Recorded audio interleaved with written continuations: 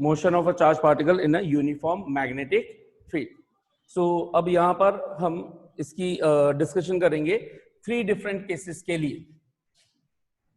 आपको दे रखा है कांस्टेंट मैग्नेटिक फील्ड है, यानी कि सेम मैग्नेटिक फील्ड है। इसका मतलब जहां पे भी आप जैसे भी लोगे, अगर एक्स डायरेक्शन में लोगे तो पैरेलल लाइन से शो करोगे ऐसे आई कैप डायरेक्शन में, वाई डायरेक्शन में लोगे तो भी पैरेलल लाइन से शो करोगे यूनिफॉर्म बनाने के लिए। ये हो गई एक्स डायरेक्शन, ये हो गई वाई डायरेक्शन, ऊपर या नीचे जो भी है। और अगर आपको जेड डायरेक्शन में शो करना है तो आप कैसे इसको यूनिफॉर्म मैग्नेटिक फील्ड को शो करते हो? क्रॉस, या तो क्रॉस के थ्रू, जो इक्वी डिस्टेंस क्रॉस लगा करके। बात वही है कि ये मैग्नेटिक फील्ड लाइन ऐसे जिस तरह से बराबर बराबर डिस्टेंस पे है, तो ऐसे ही हम क्रॉस भी क्या करते हैं, बराबर बराबर डिस्टेंस पर लगाते हैं। उससे ये क्या पता चलता है कि ये यूनिफॉर्म मैग्नेटिक फील्ड। या फिर बाहर लेना है तो dot dot dot dot equi distance पर, उससे ये पता चल रहा है कि ये देखिए लाइंस बाहर आ रही है इक्वी डिस्टेंस पर, ये बाहर, उसी के रेस्पेक्ट में ये बाहर। So these are the representation to show the magnetic field, है ना। बुक्स में जनरली, क्योंकि ये वाले पोर्शन में आपको इसमें और इसमें ही देखने को मिलता है, तो इससे कंफ्यूज नहीं होना। ये तीनों मेथड है। सिर्फ मेन कॉन्सेप्ट क्या है कि आपको पैरेलल लाइन से शो करनी है। अब 3D में पैरेलल लाइंस किस तरह से शो की जा सकती है? क्रॉस या डॉट से। तो इस वजह से हम इक्वी डिस्टेंस पे बनाते हैं। ये इसलिए बताया क्योंकि मैंने काफी टाइम पहले देखा था कि बच्चे जब बोर्ड वगैरह के लिए प्रिपेयर करते हैं, क्योंकि वहां ये चीजें लिखनी होती है, कॉम्पिटिटिव में तो फर्क नहीं पड़ रहा, ये बना दिया।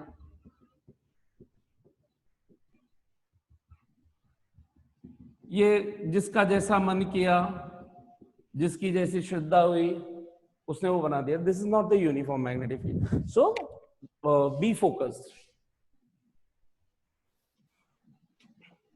सो केस 1, इसके अंदर हम करेंगे तो यूनिफॉर्म मैग्नेटिक फील्ड आपको दिया होगा, चार्ज पार्टिकल की मोशन हो रही होगी। अब चार्ज पार्टिकल की मोशन किस किस तरीके से हो सकती है, तो उसी के हम डिफरेंट केसेस ले सकते हैं, ऑल पॉसिबल केसेस। एक हो सकता है कि वो पैरेलल मैग्नेटिक फील्ड के करे, जिसका हम वैसे तो देख चुके हैं, फिर भी एक बार यहाँ पर लिख देंगे, है ना। पैरेलल अगर मैग्नेटिक फील्ड हो और उसी डायरेक्शन में मोशन करे तो क्या होने वाला है, परपेंडिकुलर डायरेक्शन में मोशन करे तो क्या होने वाला है, और किसी रैंडम एंगल पे मोशन करे तो क्या होने वाला है। तो वही 3 cases we are going to discuss. Case 1 एक रहेगा when motion is parallel to magnetic field. Case 2 when motion is, motion किसकी, चार्ज पार्टिकल की बात करें, perpendicular to magnetic field. And third, when motion of charge particle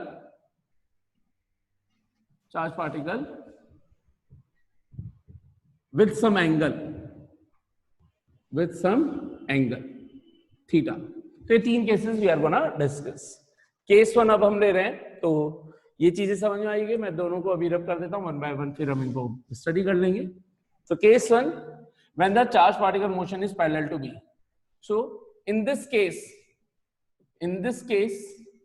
अगर ये magnetic field हो जाता, मान लीजिए एक्स डायरेक्शन के अंदर ले ले, एक्स डायरेक्शन के अलोंग बी है, और charge particle is moving with some velocity v along this, then what should be the angle between v and b? Zero. Then theta is 0, है ना, v and b का angle. so theta 0, this implies that fm is equals to q into v cross b should be Zero. That means no magnetic force occurs। तो इसका मतलब अगर charge particle motion में है, will it deflect or it will go straight without any deflection? Without any deflection, it will go straight. Very good. So that is a moving charge will go straight without any deflection. So it won't deflect at all. Case 2, ठीक है। when motion of Q is perpendicular to B. This implies that V will be perpendicular to B. This implies that theta will be 90. 90. And if theta will be 90, then sine theta is equals to sine 90, and it will be 1, and it will be the maximum value. Therefore, Fm should be is equals to Q V B, magnitude wise बोलूं तो, and it will be the maximum force, isn't it? Maximum force से move करेगा. अब ये इसकी हमें diagram बनाना है कि ये मोशन किस तरीके से विजुअलाइज हो रही होगी हमें. तो देखिए यहां पर इसकी बनाते हैं. तो हमने क्या किया, हमने बी बना दिया है. यहां पर हम XYZ कोऑर्डिनेट सिस्टम का हम में ले रहे हैं. तो मान लीजिए मैंने प्लेन के इनवर्ट बना दिया है बी, यानी कि क्रॉस डायरेक्शन के अंदर. So let's suppose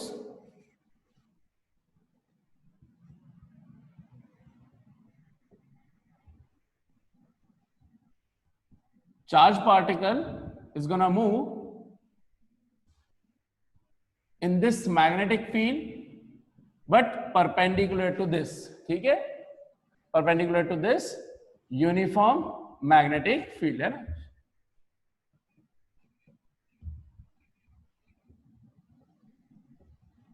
तो कहीं पे आपको थोड़ा सा टेढ़ा मेढ़ा नजर आए तो भावनाओं को समझ लेना भाई, है ना. यूनिफॉर्म, ठीक है, समझाने वाली चीज.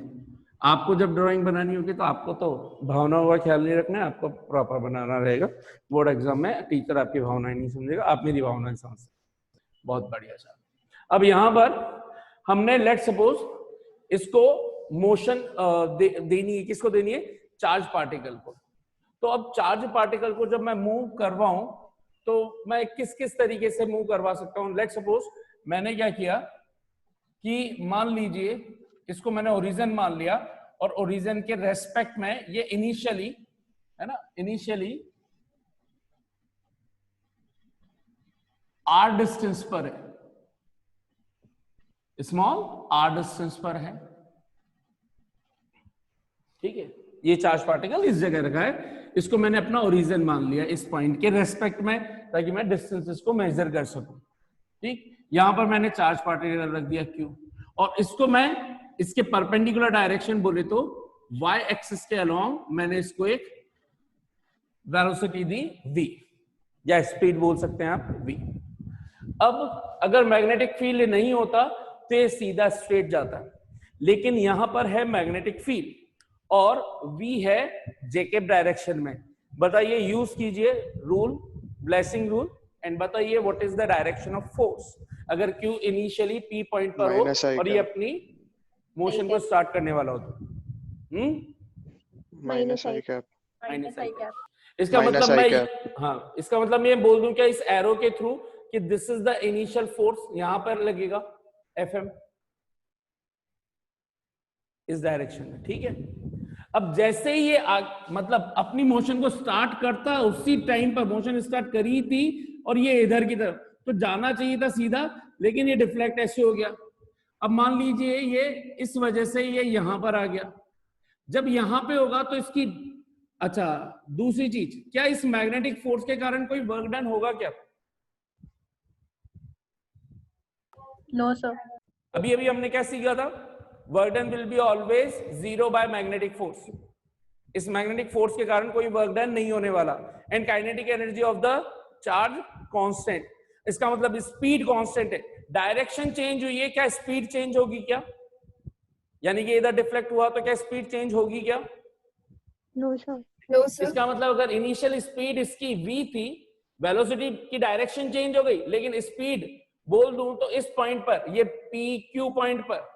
Q पॉइंट पर स्पीड टेंजेंशियल डायरेक्शन में v बनी रहेगी.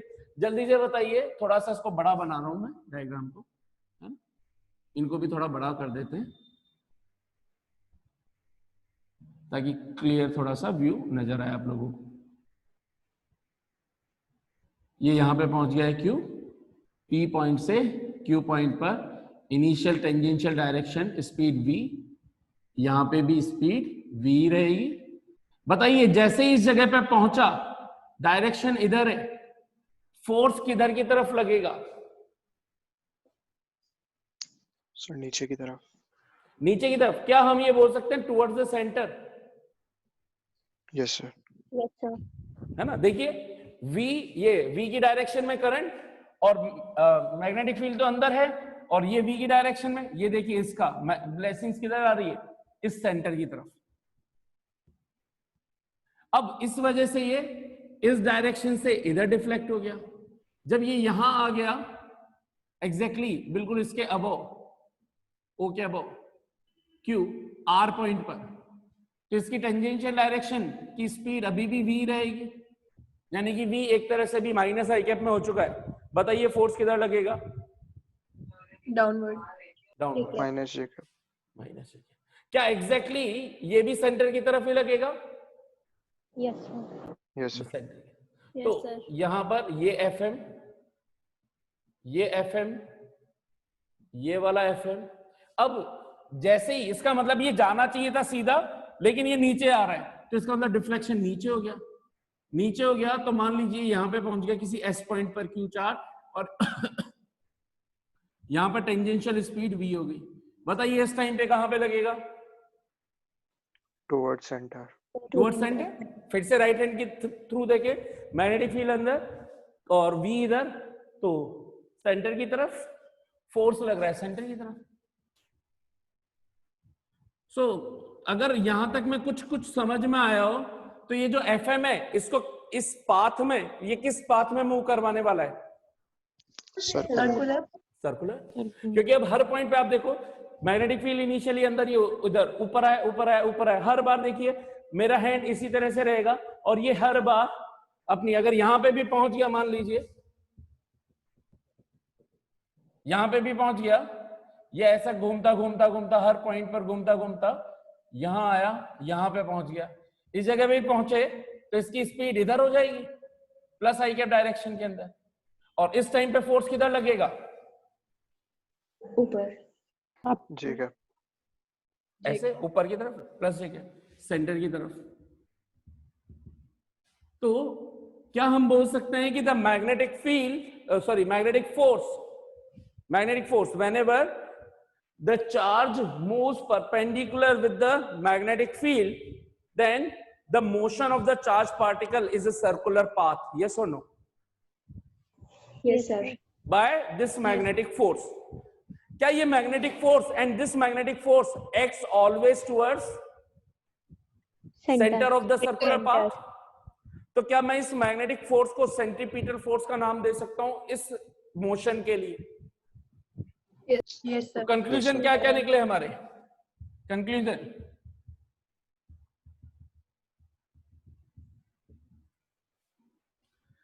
द मैग्नेटिक फोर्स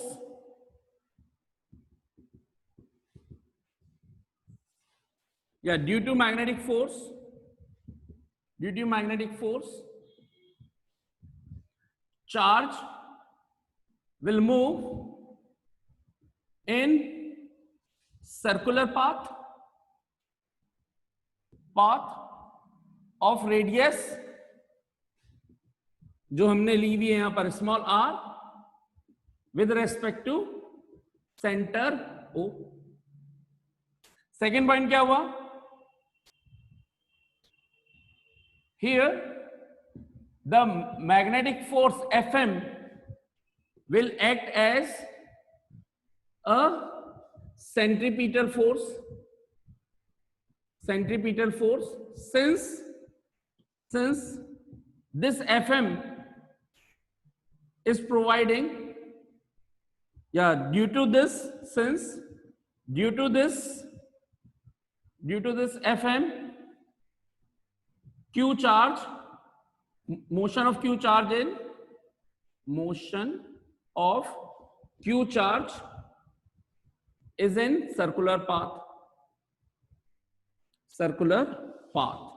तो वो सभी फोर्सेस किसी भी सिचुएशन में हो, कोई भी ऐसा फोर्स जो किसी ऑब्जेक्ट को सर्कुलर पाथ में मूव करवा दे और सेंटर की तरफ लगता हो, तो वही फोर्स उस सिचुएशन में सेंट्रीपिटल फोर्स का काम करता है।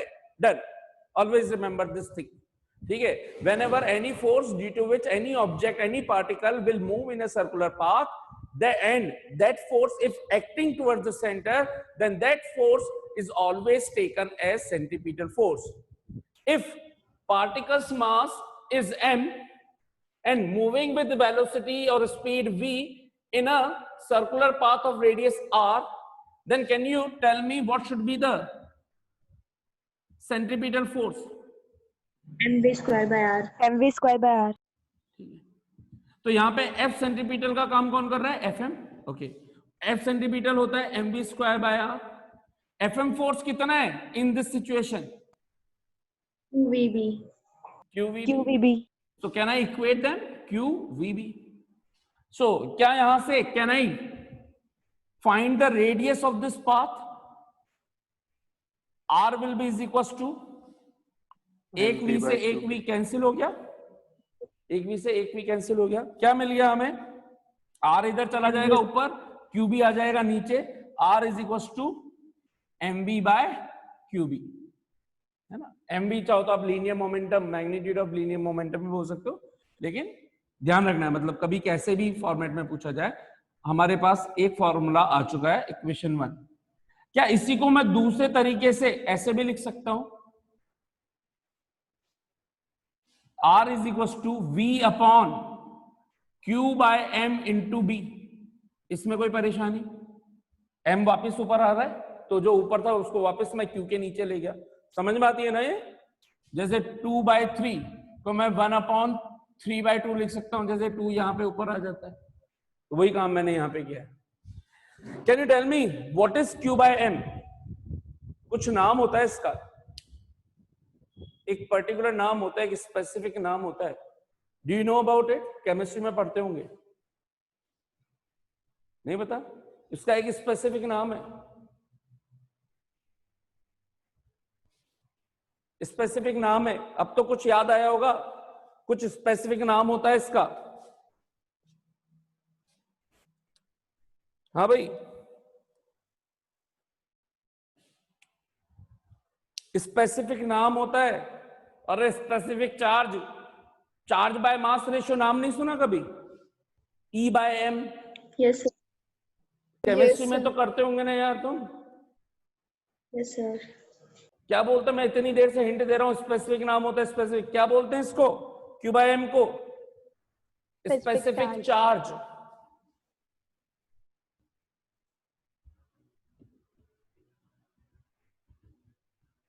What is specific charge? Ratio of charge to the mass is called specific charge. So clearly here, अगर मैं proportionalities पूछूं रेडियस की, तो radius is directly proportional to v। पहला पॉइंट नजर आ गया क्या इसमें फॉर्मूले wise? yes sir. Second point, R is inversely proportional to specific charge या Q बाय M, है ना? Q बाय M के इनवर्सली प्रोपोर्शनल हुआ ना, Q बाय M के inversely proportional. Third, Yes, sir. और किसके इनवर्सली प्रोपोर्शनल है? magnetic field. अच्छा, इनसे क्या क्या कंक्लूजन हम निकाल सकते हैं? जिसकी स्पीड ज्यादा, देयरफॉर स्पीड ज्यादा तो रेडियस बड़ी हो जाएगी, तो क्या पाथ बड़ा हो जाएगा? अगर ज्यादा स्पीड होगी तो क्या पाथ बड़ा होगा? यस और no? yes sir. yes sir. अगर Q by M specific charge is more, then R will be radius less. less. अगर मैग्नेटिक फील्ड की स्ट्रेंथ ज्यादा तो रेडियस less. ये कंक्लूजन एक चीज हमने यहां से निकाल ली। Okay, all. आप ग्राफ बनाना चाहो तो समझ में आता ही होगा, पहले का स्ट्रेट लाइन बन जाएगा और इन दोनों के हाइपरबोलिक कर्व बन जाएंगे, है ना? y directly proportional to x, y inversely proportional to x, y inversely proportional to x। Okay, ये एक पॉइंट खत्म हुआ। अब यहाँ पे मैं कुछ और चीज निकालना चाहता हूं, टाइम पीरियड एंड फ्रीक्वेंसी। तो उसको टाइम ऑफ रिवॉल्यूशन बोल रहे हैं। टाइम पीरियड बोले या टाइम ऑफ रिवॉल्यूशन, है ना, या time period of charge, time period of charge and it's frequency. हाँ भाई, ये क्यू चार्ज अपना एक रिवॉल्यूशन जितने टाइम में कंप्लीट कर लेगा उसको क्या बोला जाएगा, उसका टाइम पीरियड। सो बताओ, अगर टाइम ऑफ रिवॉल्यूशन को कैपिटल टी से रिप्रेजेंट करूं तो टाइम पीरियड कैसे फाइंड करेंगे? 2 pi r over v. Very good. Speed is equal to distance upon time, distance upon time. Speed किस स्पीड से मूव कर रहा है? v स्पीड से।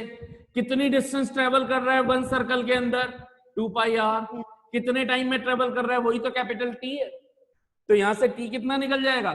2 पाई आर अपॉन वी। आर की जगह मैं वैल्यू सब्स्टिट्यूट कर दूं 2 pi upon V into R की वैल्यू बताओ क्या बन गई? QV MV by QB, QB. mv by qb। v and v gets cancelled and we got the time period 2 pi m upon qb। क्या time period is depending on radius? No, sir. No, sir. No, sir. इसको equation 1 बोली, इसको equation 2 बोल रहे हैं। Clearly by equation 2 time period is not depending on radius. क्या time period speed पे depend कर रहा है? No, sir. No, sir. केवल स्पेसिफिक चार्ज पर यानी कि Q बाय एम पर डिपेंड कर रहा है और मैग्नेटिक स्ट्रेंथ पर डिपेंड कर रहा है। इसका मतलब क्या मैं बोल सकता हूं क्या कि चाहे छोटी रेडियस हो या बड़ी रेडियस हो, यानी कि छोटा पाथ, छोटा सर्कुलर पाथ हो या बड़ा सर्कुलर पाथ हो, time should be Same. Same. उसका लॉजिक ये रहा। अगर रेडियस बड़ी होगी तो स्पीड ज्यादा हो जाएगी। आप खुद सोचो कि एक तो ये रेडियस के अंदर इसको ट्रेवल करना होता और एक इतनी सी रेडियस में आर डैश रेडियस में ट्रेवल करना हो।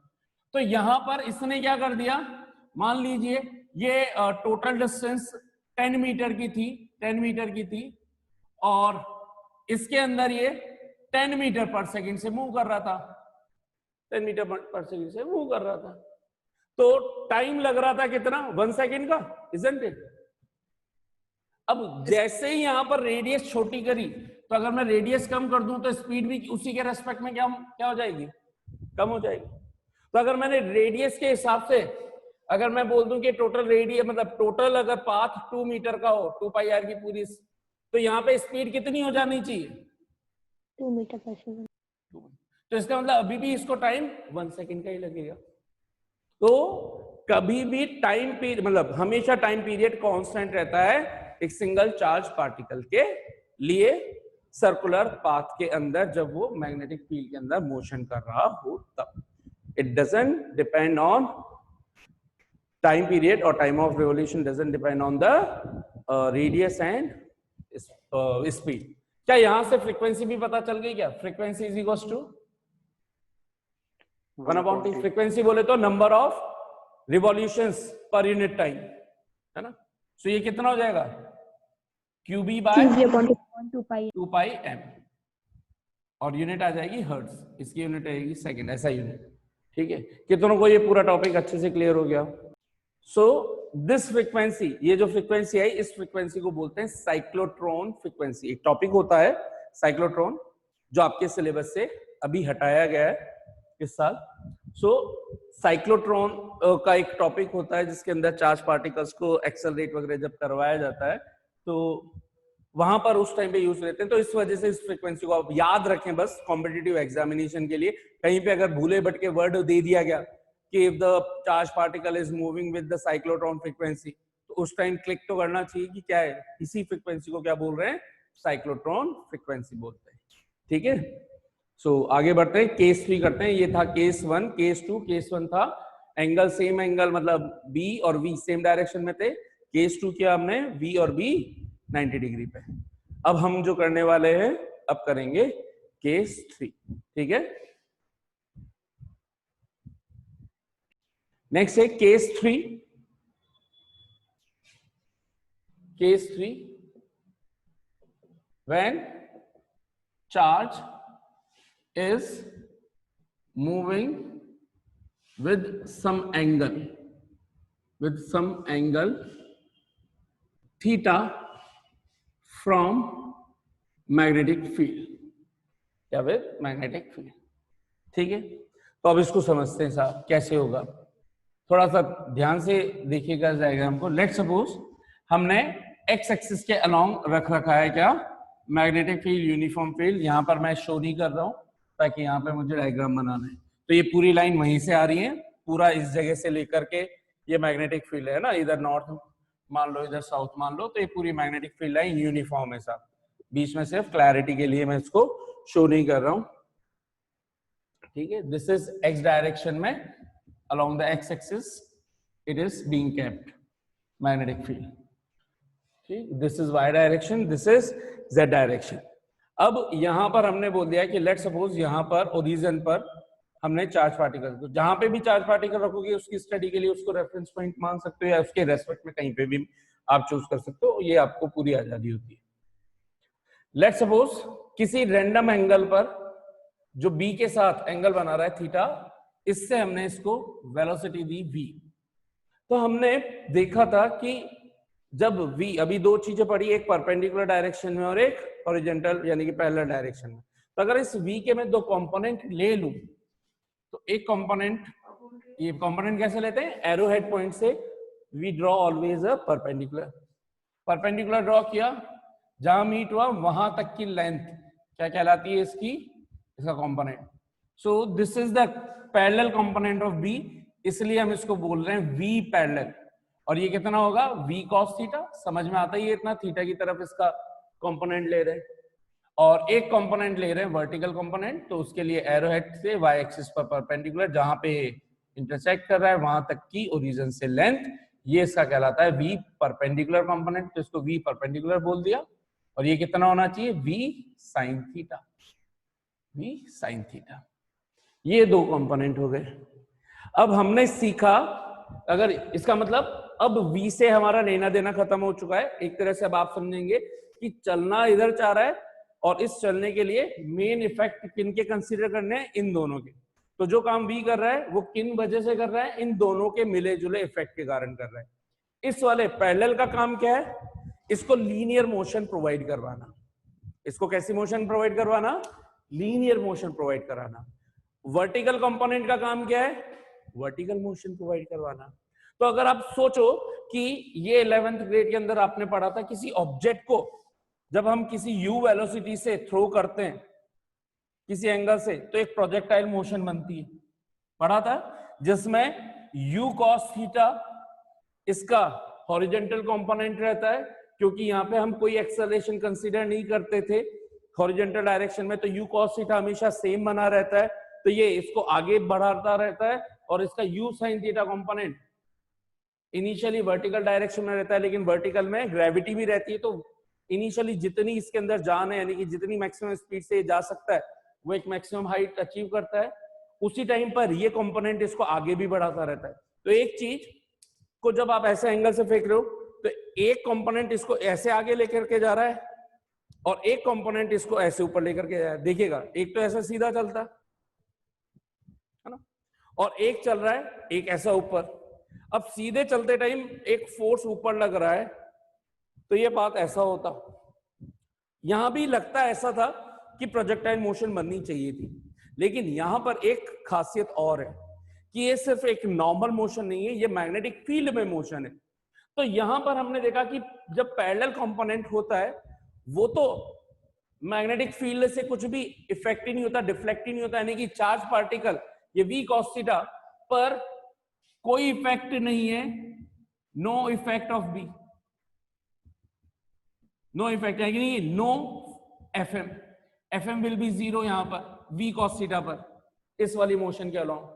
इतना सबको समझ में आती है ये चीज कंप्लीटली कि v cos theta parallel component की वजह से कोई भी फोर्स नहीं लगेगा और ये लीनियरली तो बिना किसी डिफ्लेक्शन के जाने वाला है। ये सभी को समझ में आ रहा है।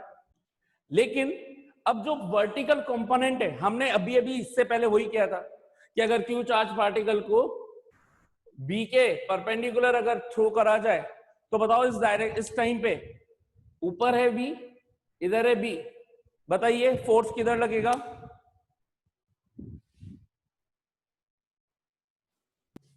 Inverse, cross. Inverse. तो पैरेलल कंपोनेंट के कारण इस पर ये जो यहां से स्टार्ट होता उसी टाइम ये अंदर की तरफ जाना स्टार्ट हो जाता। यस और नो?